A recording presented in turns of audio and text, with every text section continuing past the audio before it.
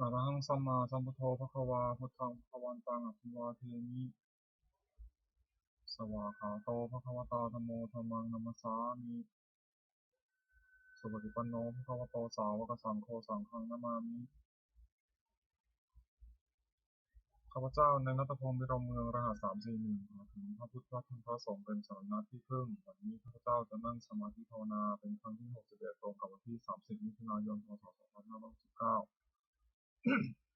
เพื่อเป็นการปฏิบัติบูชาคุณพระพุทธเจ้าและเป็นอาจารยบูชาคุณครูบาอาจารย์อันมีองค์หลวงปู่ทวดและหลวงปู่ศิลาเป็นที่สุดขอจิตใจของข้าพเจ้าจงรวมลงเป็นสมาธิโดยเร็วเทอญขอเทพเทวดาเจ้าทั้งหลายโปรดลงมาอนุโมทนาในการนั่งสมาธิเจริญจิตภาวนาของข้าพเจ้านี้